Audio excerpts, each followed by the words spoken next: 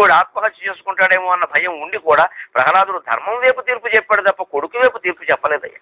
మరి నువ్వేమిటి కొడుకును బట్టి ఏడుస్తున్నావు అని ఒక మాట మన మనస్సు గురించి చెబుతున్నాడని మనం అందరం గ్రహించాల్సిన విషయం.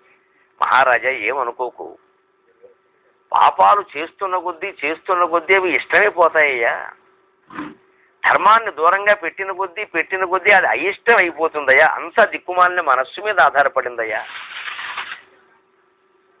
దిక్కుమాలిన మనస్సు, ఇది అనుమానం లేదు. చిత్తం కారణమర్ధస్య, యోగ వాసిష్టంలో స్పష్టంగా చెప్పినమాట. చిత్తం కారణమర్ధస్య తస్మిన్ సతి జగత్రయం తస్మిన్ క్షీణే జగక్షీణం తచ్చికిత్స్యం ప్రయత్నతక. అన్ని రకాల ప్రయోజనాలకి అప్రయోజనాలకి కూడా చిత్తమే కారణం. చిత్తం కారణమర్ధస్య తస్మిన్ సతి జగత్రయం. 3 లోకాలు, సమస్త నిర్మాణం, అన్ని సమస్యలు, అన్ని ఆనందాలు దాంట్లోనే ఆధారపడి ఉన్నాయి, మనస్సులో. తస్మిన్ క్షీణే జగక్షీణం. మనస్సు క్షీణిస్తే ఈ జగత్తు మొత్తం క్షీణించినట్టు. అందుకే శివుడు 3వ నేత్రం తెరవగానే ప్రపంచం భస్మం అవుతుంది అంటే 3వ నేత్రం అంటే మనోనేత్రం, జ్ఞాననేత్రం. ఆ జ్ఞానంతో చూసిన వాడికి ఈ ప్రపంచం మాయా అని అర్థం అవుతుంది. అందుకని శివుడు కంట్లోంచి ఏదో మంట వచ్చి గడ్డిమేటి మీద పడి, అది తగలబడి, తర్వాత ఓ పాక మీద పడి, అది తగలబడి, తర్వాత గుడిసె మీద, ఇన్ని ఉండవండి. ఇవన్నీ సినిమాలు చూపిస్తారు మనకు అర్థం కావడం కోసం. నీకు జ్ఞాననేత్రం తెలుసుకుంటే ఈ ప్రపంచం మాయం అవుతుంది. భస్మం అవడం అంటే మాయం అవడం. అంతవరకు మన కళ్ళ ముందున్న శరీరం చితి మీద పెట్టగానే భస్మం అయింది. 2 ఎముకలు మిగిలితే పిడతలో పెట్టి ఇంటికి తెచ్చుకున్న మాయం కాదా? ఇదే మాయం. అదే భస్మం రూపంలో చూపించారు. అందుకని శివుడిని నాశనం చేసేవాడని మాట్లాడకూడదు. నీకు జ్ఞానాన్ని కలిగించేవాడు శివుడు.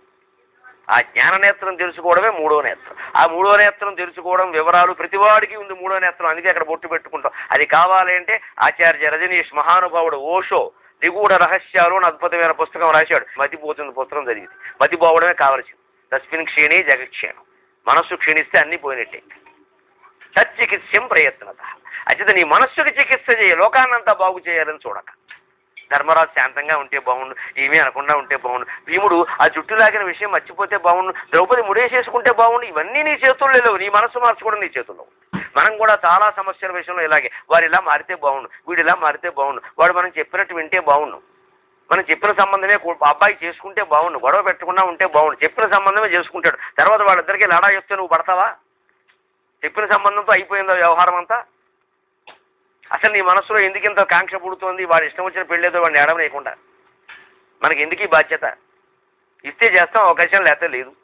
మనకి ఇచ్చారా మంచిది, ఇవ్వకపోతే మరీ మంచిది. కట్నం కలిసి వచ్చింది, కళ్యాణ మండపం కలిసి వచ్చింది, పోరా అబ్బాయిని చెబుతాం.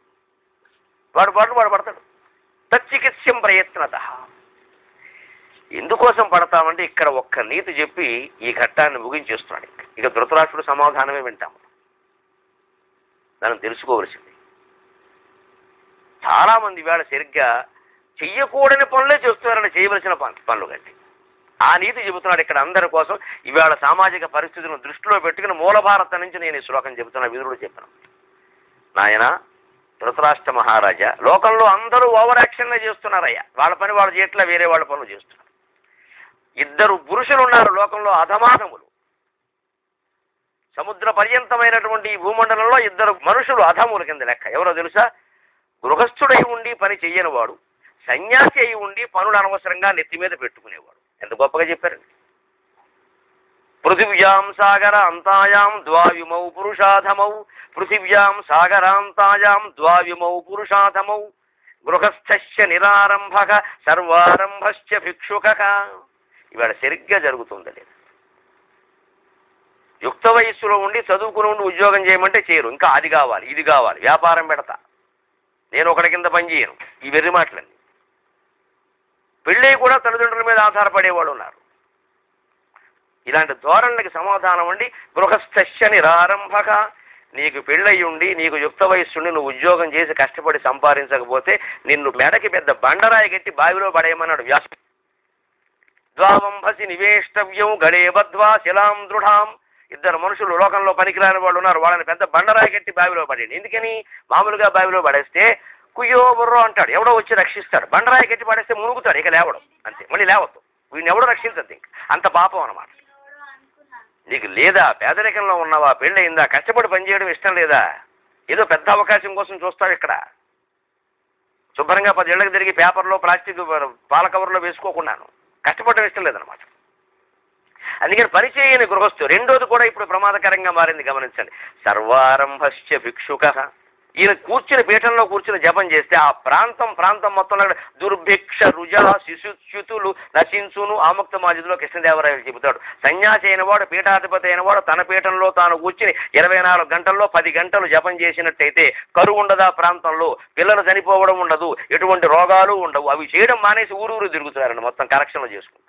మొత్తం హిందూ ధర్మం భ్రష్టు పట్ల అదే చెబుతున్నాడు స్పష్టంగా వ్యాసుడు విదురుని రూపం. ఇవన్నీ చెప్పి ఇప్పుడు అంటున్నాడు, ఒక్క మాట చెప్పి సెలవు తీసుకుంటున్నాను. ధృతరాష్ట్ర, ఆనాడు సభలో అన్యాయం ఎందుకు జరిగిందో తెలుసా? సాత్వికి అది సభయే ప్రియం వెసగన ఆర్యులు నిల్వరయేని ఆర్యులే మదిదల పంగవారలు సమంచిత ధర్మము పల్కరేని అట్టిరియును ధర్మమే తగ ఘటింపగ నిక్కముగాదయేని తాపదిలపు నిక్కమే తాపదిలపు నిక్కమే ఒక నెపం విడు చొప్పగునేని భూవరా నసా సభాయత్ర నసంతి వృద్ధాగ నతే వృద్ధాయేన వదంతి ధర్మం నాసౌ ధర్మో యత్ర నసంతి సత్యం నత్సత్యం యచ్చలేనాను విద్ధం.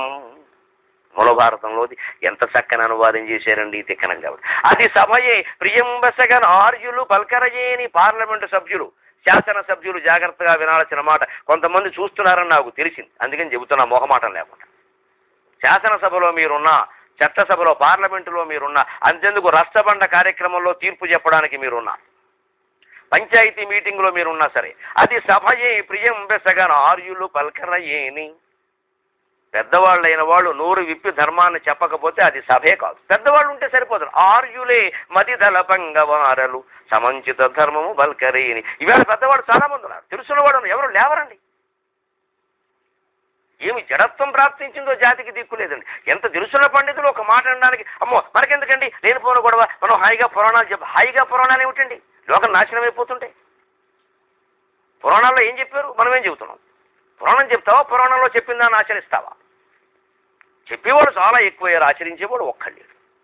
ఎవడన్నా ఆచరిస్తే ఆయనకి నోటి చాపల్యం ఎక్కువండి. ఎక్కువే మరి, దేశం కోసం పడేవాడికి ఎక్కువే. నా బెల్లం పెట్టలు నాకు చాలా అనుకుని ఇంత చాపల్యం అక్కర్లేదు, ఇంత సంపాదన అక్కర్లేదు, ఏదక్కర్లేదు. ఇంకోటి కూడా అట్టిదియును ధర్మమే తగ ఘటింపగా నిక్కముగాదయేని.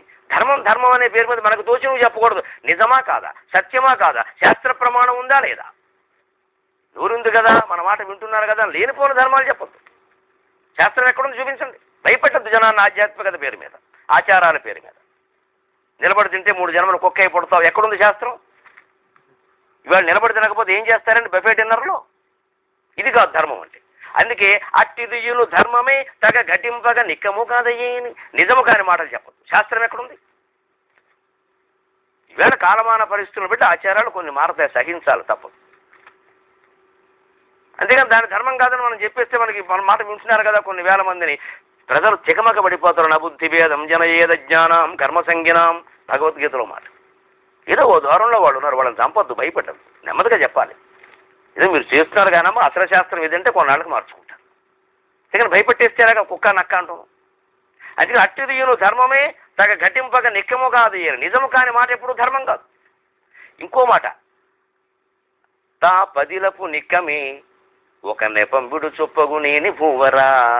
ఎంత సూక్ష్మంగా ఉంటుందో భారతీయ ధర్మ బోధ కూడా. మనం నిజము సత్యము అనుకున్న దాంట్లో కూడా ఒక నెపంబుడు చొప్పగునేని తచ్చెలేన అనువిత్తం, కపటంతో కూడిన సత్యం ఉండదు. అంటే సత్యాన్ని మనకు అనుకూలంగా మార్చేసుకోవడం. అంటే మనకేదో ఒక ఆచారం ఉంది, ఉదాహరణ దాన్ని మనకి చేయడం ఇష్టం లేదో ఏదో ఉంటే దాన్ని మనమే అలా చేయొద్దు. నాకు ఓపిక లేదని చెప్పు, ఓపిక లేదని చెప్పు, తప్ప ఉంది ఆచారం ఉంది, నాకు ఓపిక లేదు. నేను చూశాను కొంతమంది వేద పండితులు పాపం చివరి వయస్సులో తండ్రికి తద్దినాలు పెట్టలేక ఏదో మఠంలో పెట్టేయడం, వేద పండితులే స్వయంగా. లేకపోతే ఆ గారెలు అవన్నీ అవుతూ ఉంటే 1 గంట అయితే నేను ఉండలేనురా ఎందుకు వచ్చింది అని ఏదో కొంచెం మామూలుగా వండేసేసి పెట్టేయడం చూశాను నేను. కానీ తప్పు లేదు, వారి వయస్సు, వారి ఆరోగ్యం, వారి పెద్దరికాన్ని బట్టి చూశాను. ఒక్కోసారి చెప్పలేక గయ్యలో శ్రాద్ధం విడిచిపెట్టి ఇక చాలే బాబు 25 ఏళ్ళ పెట్టి పెట్టామని వదిలేసిన వాడు నా తప్పు లేదు, కాలమాన పరిస్థితులను బట్టి. అందుకని మనకు ఓపుకున్నప్పుడు అలా చేయకూడదు. అంటే దాంతో ఒక నెపంబుడు చొప్పగునే అది నిజమే అయినప్పటికీ, అంటే శాస్త్రంలో ప్రతిదానికి వాపక్షాలు ఉంటాయి. వాపక్షం అంటే రెండు, ఇలా కూడా చేయొచ్చు, ఇలా కూడా చేయొచ్చు, ఇలా కూడా చేయొచ్చు. ఆ ఇలా కూడా చేయొచ్చు ఎవరికి చెప్పారు అంటే కొందరికి చెప్పారు, అందరికీ చెప్పాలి. మంచం నుంచి లేవలేని వాడికి సంధ్యావందనం వేరు, శుభ్రంగా తిరగలిగిన వాడికి సంధ్యావందనం వేరు. అది పరిస్థితిని బట్టి. అందుకే అన్నిటి దానికి మనం అనుబంధించుకుంటే ఆ సరిగ్గా నిక్కమైనప్పటికీ ఒక నెపంబిడు చొప్పగునేని ఏదో ఒక వంక పెట్టి పక్షపాతంతో కపటంతో కూడిన సత్యాలు పనికిరావు. సత్యాల్లో కూడా సంపూర్ణ సత్యాలు ఉండవు, కొన్ని మన కోసం మార్చేసుకున్న సత్యాలు ఉంటాయి. ఈ రోజుల్లో మరి ఉద్యోగం ముఖ్యం కదండి. చదువు అంటే ఎక్కడుందమ్మా? ఉద్యోగం ముఖ్యం, చదువు కానీ విద్యా దదాతి వినయం వినయాద్యాతి పాత్రతాం పాత్రత్వా ధనమాప్నోతి ధనాత్ ధర్మ తత సుఖం. విద్య వల్ల వినయం వస్తుంది, విద్య వల్ల ఉద్యోగం వస్తుందని చెప్పాలా. చదువుకునేది ఉద్యోగం కోసం కాదు. అందుకని మార్కుల కోసం పిల్లల్ని పీడించదు. మార్కులు రాకపోతే దేనికైనా చదువు, మార్కులు వస్తాయి, చదువు రాదు. మీరు ఒప్పుకుంటారా? అందుకే అందరూ మార్కులు వేస్తున్నారు, మార్కులు తెచ్చుకుంటున్నారు. మూర్ఖత్వం పోవడం లేదు. ఇదే కపటంతో సత్యం అంటే. మార్కులు రావడం మంచిదే. మార్కులు దేనికి ప్రత్యేకంగా రావాలి? అతను సరైన జవాబులు రాసి దానికి మార్కులు రావాలి తప్ప 2 మార్కులు వేస్తే పేరెంట్స్ అడగకుండా ఉంటారు వేసేయి అని. వాళ్ళ కాన్వెంట్లో తల్లిదండ్రులు వచ్చి ఎక్కడ అడుగుతారో అని 25కి అందరికీ 22, 23 వేసేస్తున్నారు. అవి రావట్లా, వేస్తున్నారు. ఎందుకని? అడగకుండా. ఇప్పుడు మార్కులు వచ్చాయా, వేశారా? ఇది కపటంతో సత్యం అంటే. ఇది రికార్డు మీద సత్యం కనపడుతుంది కానీ దాంట్లో కపటం ఉంది. ఎందుకని? నువ్వు వాళ్ళని అడగకుండా వాళ్ళు మార్కులు వేసి రేపు పొద్దున పబ్లిక్ పరీక్షలో ఏమవుతాడు? అప్పుడు బయటపడు. అయితే నిజంగా జ్ఞానం వచ్చేలా మనం కష్టపడాలి, పడమని చెప్పాలి తప్ప మార్కులు రావాలి, మార్కులు రావాలని. మా వాడు అబద్ధాలు ఆడుతున్నాడండి, కాస్త జాగ్రత్తగా చెప్పండి అని ఎప్పుడైనా పాఠశాలలో అడిగాము. మా వాడు ఏమిటో ప్రవర్తనలో కొంచెం తేడా కనపడుతుందండి, ఎక్కువ బయట తిరుగుతున్నాను, ఇంట్లో ఉంటలా, చెడు స్నేహాలు పడుతున్నాండి, కాస్త మేము చెప్తే వినట్లేదు, మీరు కూడా కొంచెం ఒక మాట చెప్పండి అని ఒక మాస్టర్కి ఎవరైనా మనం అడిగామా? ప్రోగ్రెస్ కార్డు పట్టుకుని మాకు ఫస్ట్ ర్యాంక్ ఎందుకు రాలా, కిందసారి వచ్చింది ఇప్పుడు ఎందుకు రాలా, ఈ మార్కులు ఎందుకు తగ్గాయి, మీకు ఇంత డబ్బు కట్టాం ఇన్నేనా మార్కులు అంటే డబ్బులు బట్టి మార్కులు వచ్చేస్తాయా? ఇది కపట సత్యం అంటే. ఇది మనందరికీ వర్తిస్తుంది, ధృతరాష్ట్రుడి కోసం చెప్పలేదు. ఒక నెపం వీడు చొప్పగునే నిభూవరా అది సభయే ప్రియం బెసగన అర్జులు బల్కరయేని ఆర్జులే మదిదల పంగవారలు సమంచిత ధర్మము బల్కరేని అట్టిరియును ధర్మమే తగ ఘటింపగ నికము కదయేని తా పదిలపు నిక్కమే ఒక నెపంబుడు చొప్పగునే నిభూవరా. తెలుగు వాడండి, ప్లాస్టిక్ వాడకండి. ఈ కార్యక్రమాన్ని